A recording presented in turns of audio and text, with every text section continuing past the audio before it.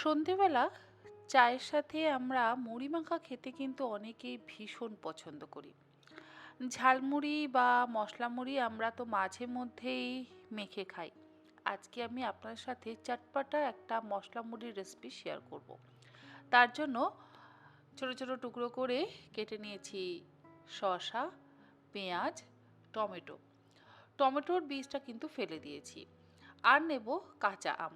এখন তো বাজারে প্রচুর কাঁচা আম পাওয়া যাচ্ছে, আবার অনেকের বাড়িতেই আম গাছ আছে, ঝড়ে আম পড়ছে।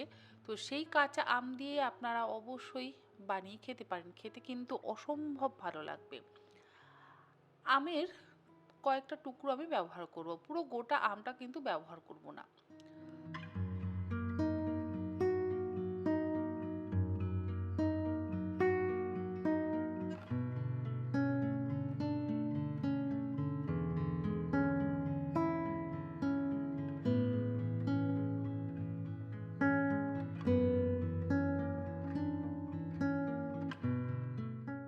ছোট ছোট করে আমি কয়েকটা টুকরো কেটে নিলাম, এই 7-8 টুকরো। যদি মুড়ির পরিমাণ বেশ অনেকটা হয় তাহলে আপনারা অর্ধেকটা আমের টুকরো পুরোটাই ব্যবহার করতে পারেন, তবে আমার মনে হয় না খুব একটা বেশি আমের টুকরো ব্যবহার করবার প্রয়োজন আছে। এগুলো আমি নিয়ে নিচ্ছি গ্রাইন্ডিং জারের মধ্যে। আর এর মধ্যে নেব এক মুঠো ফ্রেশ ধনে পাতা, তার সাথে 10-12টা পুদিনা পাতা, আর দিচ্ছি 3টে কাঁচা লঙ্কা। কাঁচা লঙ্কার পরিমাণটা অবশ্যই নিজেদের ইচ্ছে মতন ব্যবহার করবেন, একটাও কিন্তু ব্যবহার করতে পারেন কারণ যথেষ্ট ঝাল হয়। স্বাদ অনুসারে লবণ দিয়ে দিচ্ছি, আর দিলাম হাফ চা চামচ চিনি। 1/4 চা চামচ পরিমাণে চাট মশলা দিয়ে দেব।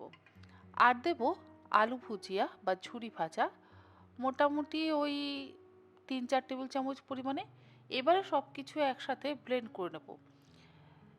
ঝুরি ভাজার পরিমাণ যদি একটু বেশি হয় তাহলে একদম ঝুরঝুরে হয়। আমি ঝুরি ভাজাটা অল্প ব্যবহার করেছি, তাই একদম ঝুরঝুরে হয়নি, একটু মাখা মাখা হয়েছে, তাতে অবশ্য কোনো সমস্যা নেই। তবে জলের ব্যবহার কিন্তু একেবারেই করবেন না, চেষ্টা করবেন একদম ঝুরঝুরে করে এটা ব্লেন্ড করে নেওয়ার। এর মধ্যে আপনারা চিনেবাদাম দিয়েও কিন্তু ব্লেন্ড করতে পারেন, তাহলে দেখবেন একদম ঝরঝরে হবে। একটা চাটনির মতন আমরা তৈরি করে নিলাম। আর এই চাটনিটা কিন্তু বেশ চটপাটা হয়, খেতে অসম্ভব ভালো লাগে। এবার একটা বড় বাটি নিয়েছি, সেই বাটির মধ্যে নিয়ে নেব আমার পরিমাণ মতন মুড়ি। যদি মুড়ি মুচমুচে না থাকে তাহলে আপনারা কড়াইতে একটু মুড়িগুলোকে ভেজে নিতে পারেন, তাহলে দেখবেন মুড়ি অনেকক্ষণ মুচমুচে থাকে। এরপরে এর মধ্যে একে একে টমেটো কুচি, শসা কুচি, পেঁয়াজ কুচিটা দিয়ে দেব। আর খুব বেশি যে দিচ্ছি তা কিন্তু নয়, অল্প অল্প করে আমি শসা কুচি, পেঁয়াজ কুচি আর টমেটো কুচিটা দিয়ে দিচ্ছি।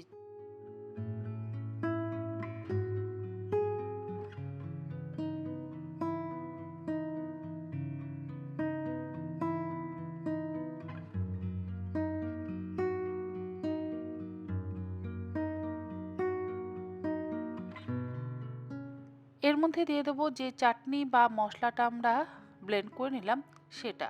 2 টেবিল চামচ পরিমাণে আমি মশলাটা দিলাম। তারপরে এর মধ্যে আমি দেব আচারের তেল। যদি আচারের তেল বাড়িতে না থাকে তাহলে আপনারা কাঁচা সর্ষের তেলও ব্যবহার করলেও করতে পারেন। কাঁচা সর্ষের তেল দিলেও খেতে অসম্ভব ভালো লাগবে। সব সময় তো বাড়িতে আচারের তেল নাও থাকতে পারে, তাই না? আর দিয়ে দিলাম অল্প একটু ঝুরি ভাজা আর অল্প একটু রোস্টেড ছোলা। রোস্টেড চিনিবাদামেরও কিন্তু ব্যবহার করতে পারেন, তাহলেও ভীষণ ভালো লাগবে। এবারে সব কিছু দিয়ে আমি মুড়িটাকে ভালো করে মেখে নিচ্ছি।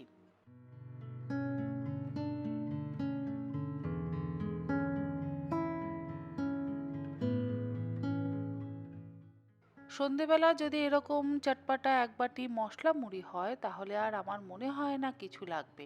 আর তার সাথে 1 কাপ র চা। দুধ চাটা এর সাথে না খাওয়াই ভালো, যেহেতু কাঁচা আম আমরা এর মধ্যে ব্যবহার করেছি। আজকের এই রেসিপিটা আশা করি আপনাদের ভালো লাগলো। ভালো লাগলে যে কোনো দিন সন্ধেবেলা বানিয়ে খাবেন এবং আমাকে জানাতে কিন্তু একেবারে ভুলবেন না। ওপর থেকে দিয়ে দিলাম আবারও একটু ঝুরি ভাজা, তার সাথে রাখলাম একটা কাঁচা আমের টুকরো।